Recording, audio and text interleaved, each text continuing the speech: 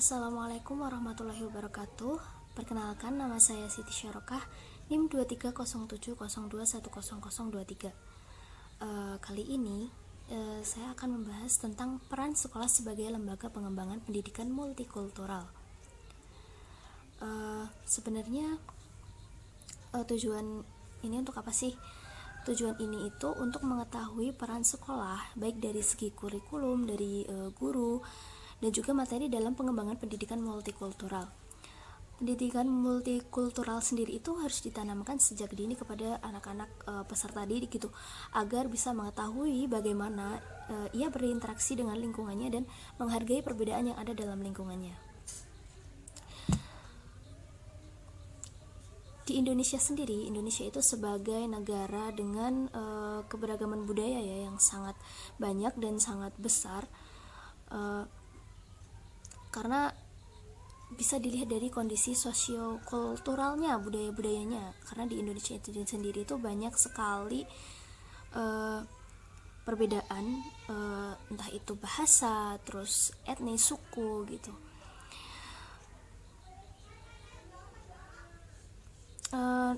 Dalam pendidikan multikultural sendiri itu, di dalamnya itu terdapat beragam kebudayaan yang tanpa memandang mana budaya yang lebih tinggi dan lebih rendah gitu, karena semuanya itu hakikatnya itu sama rata gitu, satu kesatuan bangsa Indonesia.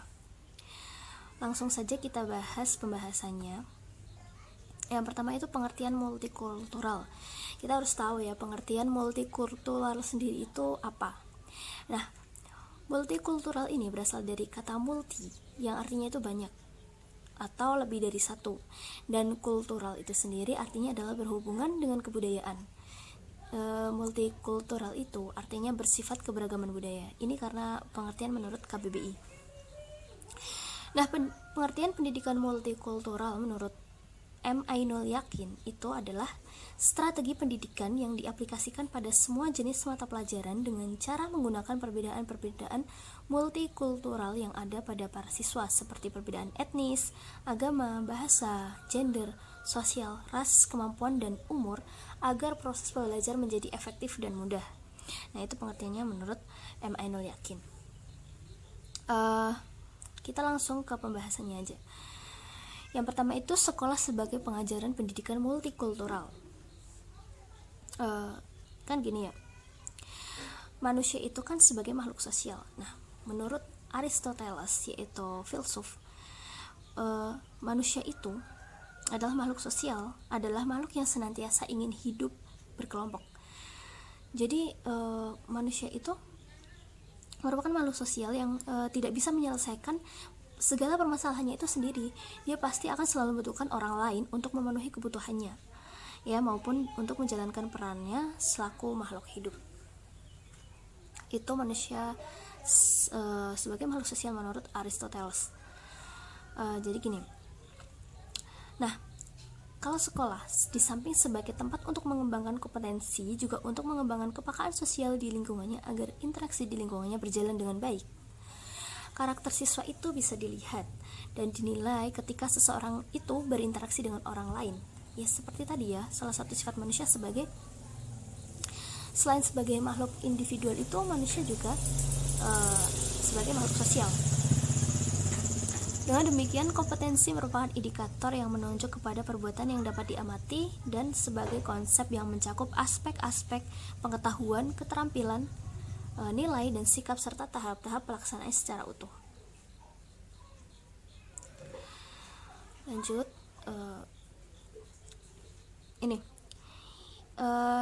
Iwan Supardi itu menyebutkan 6 asumsi dasar. Mengapa sih pendidikan multikultural itu perlu dikembangkan di sekolah? Nah, ternyata 6 asumsi itu yang pertama adalah perbedaan budaya memiliki kekuatan dan nilai, ya. Jadi perbedaan budayaan di Indonesia itu memiliki kekuatan dan nilai-nilai tersendiri. Yang kedua, sekolah harus menjadi model penyampaian hak asasi manusia dan penghormatan terhadap perbedaan-perbedaan budaya. Jadi peranan sekolah itu harus menjadi sebuah model ya untuk menyampaikan hak asasi manusia dan menghormati terhadap perbedaan-perbedaan budaya yang ada. Terus yang ketiga, keadilan dan kesetaraan bagi semua di sekolah harus menjadi perhatian penting dalam rancangan dan pelaksanaan kurikulum. Nah ini prinsip keadilan dan juga kesetaraan di sekolah itu perlu digarisbawahi ya. Terus yang keempat, perilaku dan nilai yang perlu untuk kelangsungan masyarakat demokratis dapat dipromosikan di sekolah. Nah perilaku dan nilai demokratis ini yang perlu diterapkan di sekolah ya. Terus selanjutnya yang kelima itu, lembaga sekolah dapat sebagai tempat untuk pengembangan pengetahuan, keterampilan dan sikap nilai, perilaku dan komitmen untuk membantu siswa dari berbagai kelompok yang beragam. Di sini itu sekolah sebagai tempat ya untuk mewadahi siswa yang beragam dari berbagai kebudayaan yang ada. Terus yang keenam, kerjasama guru dengan pihak keluarga dan masyarakat dapat menciptakan lingkungan yang mendukung multikulturalisme. Nah ini perlunya komunikasi antara guru dan wali murid untuk menciptakan lingkungan yang mendukung perbedaan-perbedaan yang ada itu dapat disatukan dan dapat saling menghargai satu sama lain gitu. Nah next, selanjutnya yaitu peran guru dalam pendidikan multikultural. Ya, peran guru sebagai perangkat transisi keilmuan dari satu generasi ke generasi lain sudah setua perjalanan peradaban manusia sendiri. Guru adalah seorang yang dewasa yang secara sadar bertanggung jawab dalam mendidik, mengajar, dan membimbing peserta didik ya. Jadi orang yang disebut guru itu adalah orang yang memiliki kemampuan merancang program pembelajaran serta mampu menata dan mengelola kelas agar peserta didik itu dapat belajar dan pada akhirnya dapat mencapai tingkat kedewasaan sebagai tujuan akhir dari suatu proses pendidikan. Nah ini menurut Hamzah B. Unung. Selanjutnya, dalam penerapan pendidikan multikultural itu guru harus memperhatikan beberapa hal antara lain. Yang pertama itu ya, yaitu perbedaan agama. Ini perbedaan agama. Perbedaan agama itu guru harus mempunyai kepedulian yang tinggi terhadap kejadian-kejadian tertentu yang ada hubungannya dengan agama. Misalkan aja ya,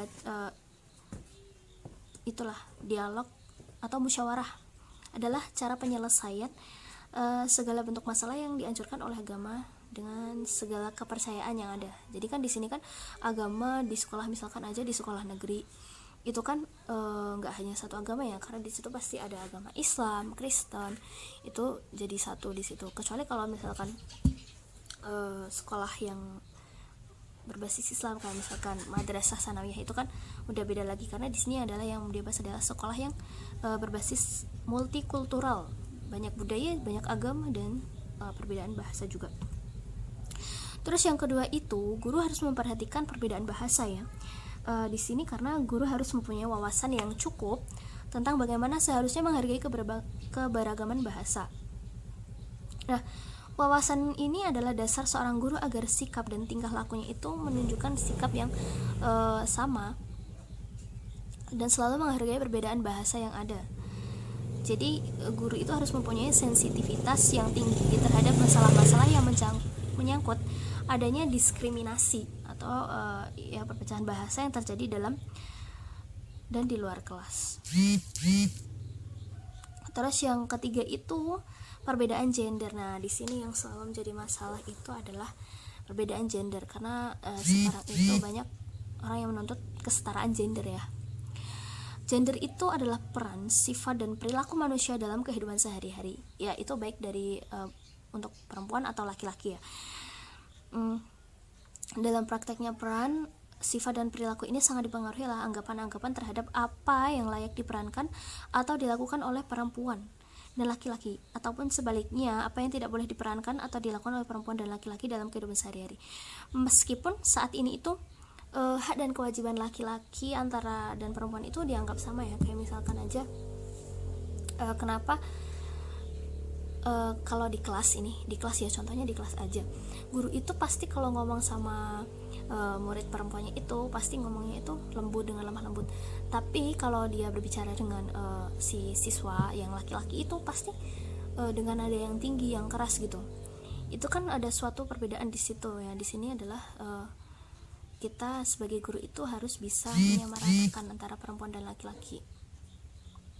Dan juga contoh lainnya itu juga kayak misalkan ini ya, misalkan nih saat gotong royong di sekolahan, pasti si laki-laki itu selalu disuruh mengangkat beban yang berat gitu. Karena kenapa? Perempuan ini kan sifatnya juga sebenarnya tuh bukan lemah ya. Kalau untuk angkat-angkat, kalau ada yang lebih kuat, kenapa harus si perempuan gitulah. Ya intinya begitu. Terus yang selanjutnya itu guru harus memperhatikan perbedaan status sosial. Nah, ini status sosial di sini itu guru harus mempunyai peran pokok terhadap pengembangan sikap siswa yang peduli dan kritis terhadap segala bentuk ketidakadilan sosial, ekonomi, dan politik yang ada di sekitarnya. Jadi guru juga harus mempunyai peran penting dalam menumbuhkan sikap kepedulian sosial siswa. Nah, seorang guru itu harus mempunyai wawasan yang cukup tentang berbagai macam fenomena sosial yang ada di lingkungan murid-muridnya. Terus yang kelima, yaitu perbedaan etnis. Sebaiknya guru itu mempunyai sensitivitas seperti itu ya, yang kuat untuk mengenai gejala-gejala diskriminasi etnis, sekecil apapun bentuknya itu ya. Terus yang keenam itu perbedaan kemampuan. Di sini guru harus mempunyai wawasan dan pemahaman yang penting ya, sikap anti diskriminasi terhadap orang yang mempunyai perbedaan kemampuan, karena setiap siswa itu pasti memiliki perbedaan kemampuan ya. Kadang ada yang diterangkan itu dia langsung masuk, dia langsung tahu oh ini kayak gini. Tapi kadang ada juga siswa yang dia harus mendengarkan dulu, terus harus dipahami dulu baru dia bisa paham. Atau ada siswa yang mendengarkan dari guru dulu belum paham dan ia harus baca buku. Setelah ia mendengarkan bacaan guru, ia membaca buku itu dan dia langsung oh ternyata paham seperti ini. Terus yang selanjutnya itu perbedaan umur ya. Perbedaan umur itu harus dipahami oleh peserta didik juga, karena saling berinteraksi. Kayak misalkan satu kelas nih ada orang yang umurnya itu lebih tua dari kita atau bahkan lebih muda dari kita. Kita nggak boleh kayak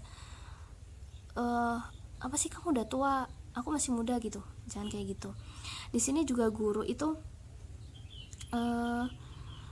bisa mempunyai wawasan ya tentang ini ya, harus bisa menghargai perbedaan umur juga, karena ketika ada siswa yang satu kelasnya itu berbeda umur, nggak setara ya kan, nggak semuanya satu kelas itu umurnya sama ya, itu akan menjadi kesalahpahaman dan juga dapat menimbulkan diskriminasi. Jadi guru harus bisa mengambil peran di sini.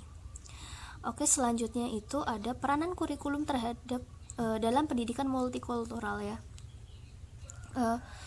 Berbagai pengertian kurikulum yang dikemukakan oleh para pakar, antara pakar yang satu dengan yang lain itu memiliki karakteristik yang tersendiri ya, karena setiap pendapat orang itu pasti berbeda, pandangan orang juga pasti berbeda.